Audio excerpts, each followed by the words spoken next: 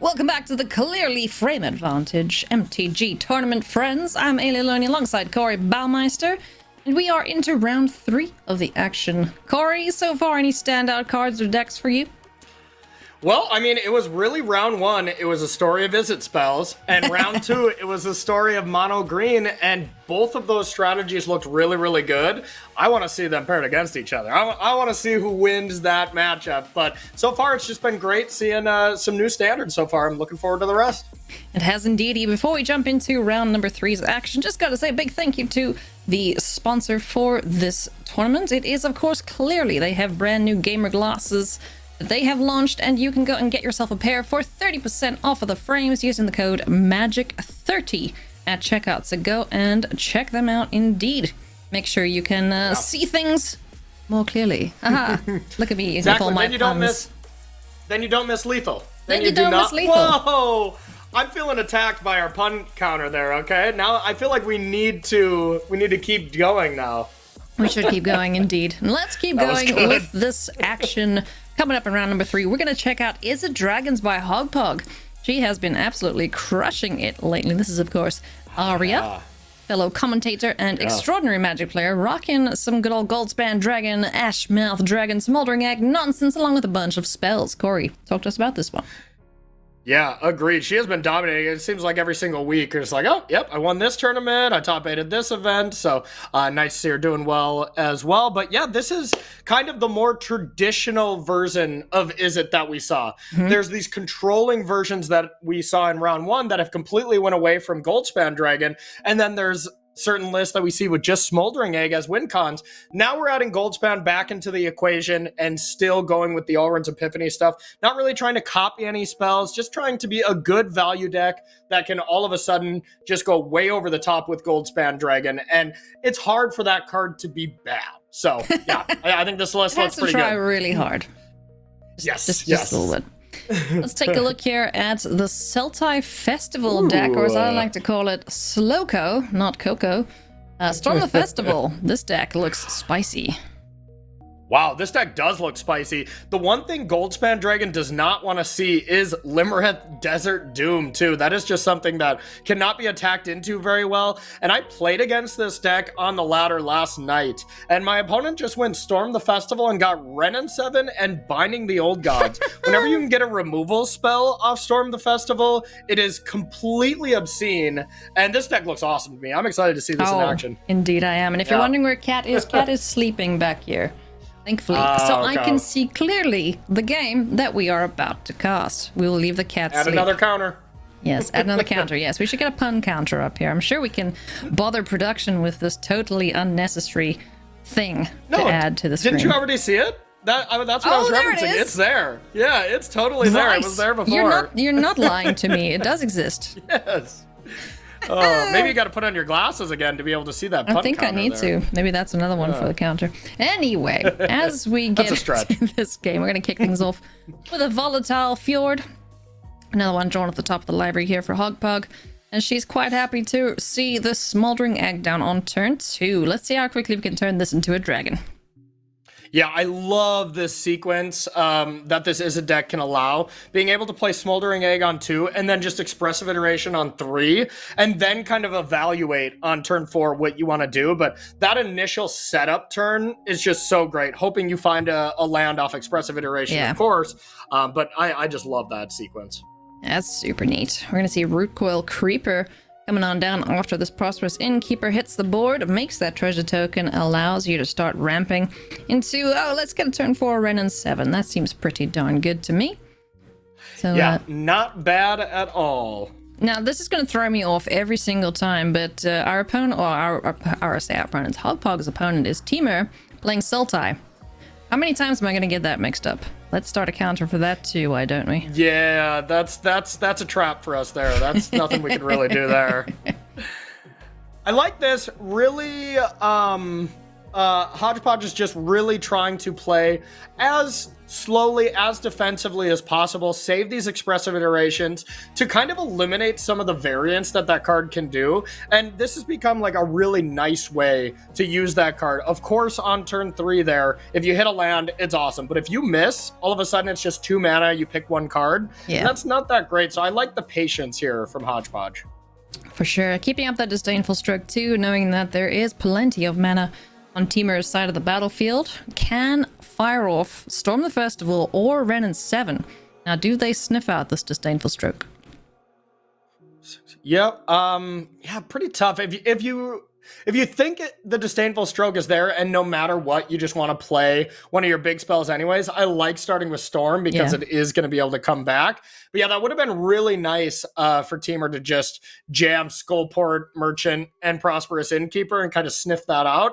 But really tough to do. Also, you don't mind losing the Storm the Festival. That ends up in the graveyard, and you can cast again for a measly 10 mana. No big deal. Just 10. Just 10. Just 10. Wow. But it ain't too shabby when most of the time you can get 2 5/5s with that, or 2 5 mana permanents. Yeah, and this Sultai deck does do a great job of ramping. Like, there is a ton of treasure synergies, as well as the Root Coil Creepers. It's not really impossible to get to Storm of the Festivals, and not to mention Wrenn and 7's tick-up ability to get lands. It's probably one of the best decks to take advantage of that, just because most of the time, once you get 3 lands off it, you're like, sure, I'll be able to play all the cards in my hand, but when you're actually going up to 10 mana, those lands are valuable. Well, the path is clear, so Wrenn and 7 is going to hit the battlefield, making that Tree Folk. It's a 5/5, and it's going to be hanging out. Able to block here we go. Any flappy threats. But speaking of flappy threats, here come 3. Ashmouth Dragon. Can't swing in right now, but you know what? A couple extra turns are going to be super duper dope into the Royal. Gonna send it on its merry way and going to deal some damage here to this Creeper. Let's get that off the board. Let's remove that. Let's swing in and kill Wrenn, and let's just take a couple more turns. But, yeah, okay, you know what? It's fine. Opponent, TIMUR, you can have a turn. Yeah, look at the explosiveness of this deck, though. Like, all of a sudden, you're like, yeah, Hodgepodge is hanging on, kind of doing a couple things to make sure she doesn't fall too far behind. And now, all of a sudden, Alrund's Epiphany that flips Ashmouth Dragon, and then just being able to go off the next turn with it, just completely decimated TIMUR's board. Yep. And the one thing that this deck doesn't really do is give 2 hoots about what the opponent's doing. It's very focused on its own game plan. Just ramp up, do your big dumb things, and win like that. But when it's on the back foot, it gets a little bit more clunky. It's not entirely sure what it wants to do with its turns. Yeah, agreed. And another element from this deck that Hodgepodge doesn't have to really worry about is like the life gain from Prosperous Innkeeper, and just Prosperous Innkeeper as a card. It is not that really a big deal. Sure, it gains you some life so you don't die immediately, but that life gain just doesn't matter because this Izzet decks eventually do just go over the top of you. Oh yeah. Speaking of over the top, we are swinging in the air. Gonna get another trigger here off of the Ashmouth, and TIMUR wants no more of that, scoops them on up, and we're gonna go to game number 2 here between Sultai Festival and Izzet Dragons. Let's take a look at the sideboard here for Sultai. What are we bringing in? What are we bringing in here? Yeah, I can't really see all the cards. I saw Coma coming in super fast. Yeah, Coma comes in. Test of Talents is going to be awesome against Alrund's Epiphanies. I love the Hermits there. I wouldn't mind seeing some of these Prosperous Innkeepers coming out, just for those reasons that, the life gain is not that important. I'd rather have something like Tangled Florhedron or something. Yeah, I like that. At least trim in 1. But yeah, just bringing in ways to be able to deal with Alrund's Epiphany. Seems like the name of the game. On the other side of things, taking a look here, seeing what Aria's up to. Imported Deck 5. That's a very good name. Yes. There's some people that really like to get clever with it. I'm an imported Deck 5 player as well. Okay. I respect it. You don't have time to change your deck name when you're busy trying to make it a good deck, right? Yeah, just save your thinks for important things like winning Magic games, right? Yes, yes. But when you can do both, that's really, the Yeah. peak of competitive Magic. If Heck you yeah. also have a funny deck World name. Championships? No. Naming your deck perfectly and playing perfectly. Yes, love it. So a couple extra tweaks here being made by TIMUR. Antonenko up against Hogpog 98. Is it Dragons versus Sultai Festival? Yeah, we'll see if Sultai can do something on the play here. It seems like on the play, with that much ramp and with Azeka's Chariots, that you should be kind of favored. But you know what? We've been kind of saying this all day in the short 3 rounds that we've been watching. And so far, Izzet has just not cared about what their opponents are doing. And it's just looked great all day. This looks so good. I've been impressed. Yeah. It looks like we're finding our next big bad in Standard, no matter which iteration of Izzet it is. They just seem to be a very, very powerful color combination right now. Yeah, it's a very expressive color combination for sure. Very, very much so. Can we get another pun counter there? I know it wasn't a clearly one, but I think that deserved one for sure. That was 2 good, subtle, expressive iteration ones. So yeah, I think we earned that one. Thanks, production. Great work. Appreciate it. All right, let's get this underway. Right now, I haven't seen Malevolent Hermit in action just yet. He counters spells. That's pretty nifty. And we actually just got a raid from Hodgepodge, so thank you for that. Gonna watch your game in the past. What's up, Hogpog? Welcome on in. We are gonna get things started here with a Frostboil Snarl down on the battlefield. Hall of the Storm Giants already down here for TIMUR. Welcome on in, Raiders. Get comfy, and let's check out what happens here. Malevolent Hermit can be deployed now. There's also the Prosperous Innkeeper. What is TIMUR going to cost at this point? It's going to be the Creeper. Okay, if we go for the Smoldering Age, which seems like the play that you really want to do here, or at least the one that is the most obvious right away, it's going to be a big draw step for TIMUR if you draw Binding or not. Oh, just great play. Just great play from Hogpog to not run into that possibility. There's no reason to do it yet. Love that discipline play. Wouldn't have been, it actually, she wouldn't have been punished because the land wasn't there, but still, just a very careful play, and that's what you got to do with these Izzet decks. Make sure you don't run into something too bad for you. Exactly right. And I love the reason that Hogpog has stopped streaming is because she's currently double queuing with the Nerd Street top 8. Just casually top 8ing tournaments while, being undefeated so far. No spoilers in chat, please.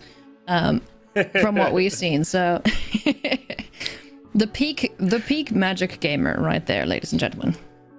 Oh yeah, double queuing and top 8ing multiple events. I think for me, every time I double queue, I train wreck both tournaments. So I no longer can double queue.